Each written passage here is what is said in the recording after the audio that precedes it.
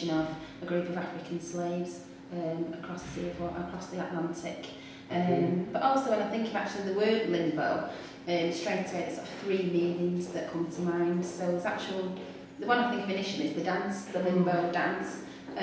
Also the place of being in limbo between heaven and hell, and possibly a place for lost things as well. So that's quite interesting. It's one word, but there's sort of three varied meanings.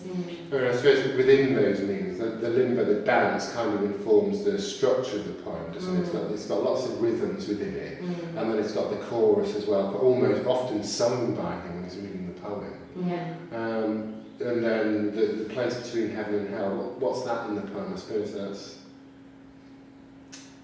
That could be reflected in sort of the repetition. You've got obviously one stanza, the repetition of down, down, down. So this idea that they are descending down, maybe mentally as they're on the journey, sort of constantly battling in terms of something. The limbo is maybe saving them, and the song is saving them, but there's always this inevitability that they are going to be going somewhere that isn't going to save them. And then you've got the repetition of the up, up, up again, which kind of shows again this conflicting feelings, and at one moment feeling happy that you have still got this ability to free yourself from what's happening around you through song, but there's still going to be this really gloomy ending when they do it. The heaven is where they were taken from, and the hell is where they go into. I think the heaven can also be kind of a reference to the human spirit and the strength of human spirit, in that you're able, no matter what your situation is, you're able to take yourself to a better place. And I think this poem for me is really about the strength of the spirit, and how they can rise themselves up out of such horrendous circumstances which they're in. And I think for me the message of that is no matter what situation I'm in, I can always draw on some strength from within that can take me out of that place. And are they the lost things then? Are the people in the ship, are they the lost things perhaps? I think they're the lost things. It's also a reference to the cultural loss as well, and cultural identity, because I think that's one of the big things for on the journey of the slaves and the slave journey itself, is that when they arrived at the places, they were stripped of their identity, they were stripped of the core of what they were about. Okay, so in terms of language, it's a poem full of sound, isn't it? It's a poem full of sound effects where they're really important. A little bit like at the beginning of Nothing's Changed, where you've got the alliteration to show the harshness. You've also got a lot of alliteration within this poem, I think, and a lot of onomatopoeia as well. Yeah, definitely. And what strikes me, and it's connected to the rhythm as well, and like you said, this being very much a song, really, the way that you read it, is the harsh sounds and the sort of the kiss sound that's repeated throughout. It does reflect, perhaps it's repeated so much to reflect the monotony of the journey. It's always the same every day, and it's always the same harsh reality, all the same restrictions that are around them. That's why I think there's a real lack of sort of soft sounds in the poem, because it isn't a pleasant journey. I think also, in addition to that, the alliteration on the dark deck, that those hard sounds there, and the repetition of that. Again, it's the longevity of the journey, but also the kind of dampening and attacking of the spirit that's kind of highlighted, isn't it, through that alliteration. Well, I think it helps add to the rhythm of the poem as well. So you get so many sort of alliterative pairs, so it really does add to that rhythm that reminds us. When he does actually record it himself, he sings it almost, doesn't he? He celebrates it. I always think as well with the harsh sounds, it sort of reflects the violence as well that's sort of inflicted upon them. You can literally imagine the sound of a whip cracking or smacking against flesh, and the sound of a stick beating against something to maybe remind them of what time of day it is and what they should be doing now. To sort of organise them and order them. And I think it's interesting as well that he doesn't say what that sound is. Stick, hit, sound, and the ship like it ready. I think it's interesting that is left to the reader, isn't it? And that's where it emotionally draws you in, doesn't it? And of course, I think with some of those, like the ellipsis and things like that, where the words are missing, it reminds us perhaps of the accent that the poem should be spoken in. So in that sense, it's a little bit like half-cast and unrelated incidents. Yeah, absolutely. Where you get the message, you get the information from the poem, what the poet wants to say through listening to it.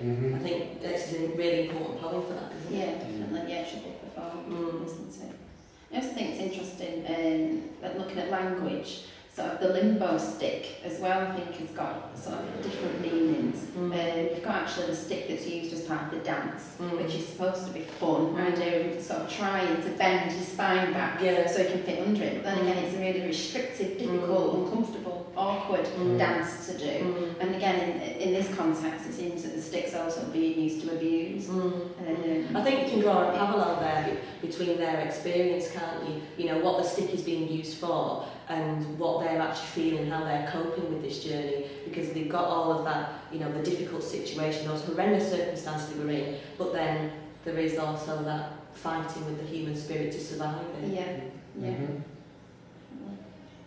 And what I particularly like in this poem as well is towards the end, the images changes and you've got that focus on the positive imagery, and the music is saving me. That line for me really sums up the power of this limbo dance and the power of the people that are together, you know, and the resilience there. And as a group, how they help each other survive. Okay, what strikes me when I first think about the structure and the way it's laid out on the page is the refrain that's repeated throughout. Limbo, limbo like me. And when I see that refrain, I think of it again as showing mental strength, the idea that it's that sort of motto that keeps them going, and it's something that always sort of, the fact that it uses me, so it's first person, it's something that's personal to them, that they always sort of chant to themselves almost to sort of help them get through the journey and the pain of the journey. It's as if their way of escaping from it. Why like him? Because it says limbo like me. Is he wanting other people to do the limbo like him, or is it more almost a simile? The limbo is like me because because I'm in between heaven and hell, or I'm lost. I wonder if that's... that's interesting. Yeah, definitely. I think a bit of both, really. I think definitely the sense that he does feel lost, like, you know, something that is in limbo, so the in between doesn't belong now, doesn't belong to where he's being transported from, but then certainly won't belong. It isn't probably wanted for the right reasons into where they're going to. So, I think it's interesting about what you just said, because it kind of reminds me of the Chilean miners at the moment and how they have survived in that, you know, tiny space that they've been in, very difficult circumstances, but then you had a group of people who all had individual roles and helped each other survive. And I think you can contextualise it in modern day and think, well, you know, how would we survive in that kind of situation? I think that could be an interesting in Blessing, they make the most of that opportunity. The pipe bursting, they make the most of the opportunity. And also in Night of the Scorpion, the sense of the community. Everybody working together. I think that's a really strong, positive message for us to take from the poem. You know, that, you know, if you work together, that the human spirit, and we can overcome really difficult situations. Yeah, I mean, it does overcome it, doesn't it? I mean, there's the sort of the nadir, the really spiritual low point, and goes down, down, down. But then, a couple of stanzas later, you've got up, up, and just those words, one word per line. Very simple to show the emotion. And it is that phoenix rising from the ashes image for me, isn't it? You know, how, you know, they've been destroyed, they've been beaten, they've been laying their own feces, there's been all starvation, no comfort at all, but then they're able to rise up. You know, and the dumb gods that are raising me. Who are the dumb gods, and why are they raising you? I'm not sure, maybe if they, you know, dumb, are they not hearing him? Or have they not heard him? Or is it not allowed this to happen? If, you know, it must be a dumb God if it's allowed this to take place. And so maybe is there an attack at religion there, maybe? Possibly. Yeah, possibly. In fact, he's realised the only strength he'll ever draw from is from himself, rather than it being from some religious kind of strength. He realised it's just himself. But what about the ending? I mean, you know, lots of people think, oh, it's a really positive ending because he's been saved. They've got to the end of this horrible journey. And yet, you've got that same technique, one word per line, but it's hot, slow step. I mean, slow because it's reluctant. The burning ground, is that the hell? Is that a very literal idea of hell?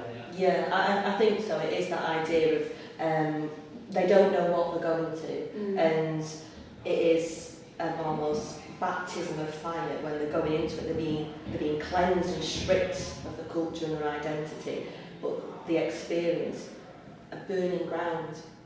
the pain, isn't it, what they're going to experience. Yeah, yeah. The heat, possibly. Yeah. Where they are. Yeah.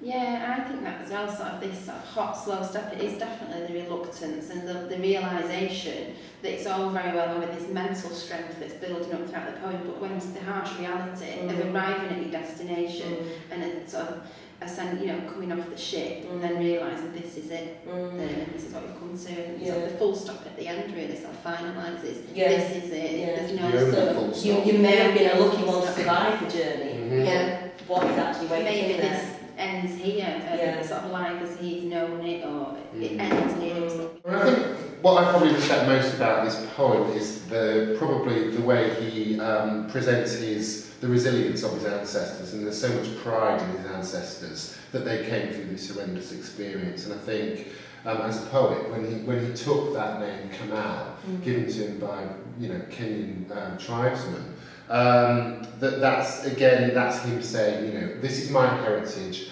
my ancestors went through this terrible journey, and we need to recognise that. For me, a very strong feeling that I get from this poem is the positivity and the power of the human spirit to survive. So, from my personal response to the poem is that it's a very clear celebration of the power of the human spirit, really, and how we can, in the deepest, darkest of circumstances, you can always draw on something from within to draw you out of the difficulties. Yeah, when I read it, I feel it. I read it as if I'm reading sort of the torment that somebody's going through, because you have got sort of this determination to see the journey through mentally, which is reflected in the refrain, limbo, limbo like me. But I almost see it as somebody that's suffering so deeply that they're driven to sort of say this to themselves to the point that they feel absolute discomfort, and they've got to say anything to themselves to get them through it, because in between the limbo, limbo like me, you've got this horrible imagery of the long dark deck and the water surrounding me. All these prepositions are used to show that they feel absolutely encased, enclosed and sort of imprisoned mentally on this ship. So I read it as an absolute, something that's completely tormented, and then at the end there isn't any reprieval from it. They just arrive on the burning ground, the absolute ultimate image of hell, really. And I just think, I really do take quite a gloomy, sort of pessimistic sort of response. That's the response I have to it, because I think they're not saved, there's no salvation. The only salvation they do have is in this short refrain that's repeated throughout, and that doesn't even end. It ends on a completely negative note. I would feel more positive if it ended again with that refrain, limbo, as if in that an was act going of to defiance, as if he was continuing to show defiance, but he doesn't. He's just on the burning ground. It's a resignation. Yeah. So resignation, like nothing's changed. The resignation that this is just the way it is. Lack of power. Yeah. But I mean, I suppose it's interesting that they are bringing the song with them, so that's an acknowledgement of their culture. And I think that's some kind of symbolism of hope for them as well, because I think, yes, they are going through this terrible situation, but their identity and their culture can't really be stripped away, because it's what's inside. And I think that's also picked up on in Search for My Tongue, where she's talking about the difficulties of the clashes of cultures, but with inside of her, that never really goes. No. And a hurricane hits England, that the earth is the earth is the earth. Yeah, I know. Yeah, I suppose. Then it just seems it makes it even more sad, and if it's meant that's the only sort of way that they can fight back is by something that's inside of them that they can't let out, and that's the only way they can show their defiance, that they're not able to actually act it out at this point in history.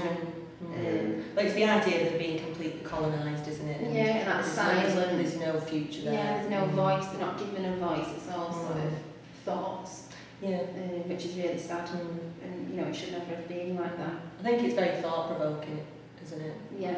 Yes, definitely. Yeah, and you can definitely imagine. I just think the image is really vivid as well. You really can imagine the violence, as we said, because of the sounds that are repeated throughout. It's really sort of harsh violence as well.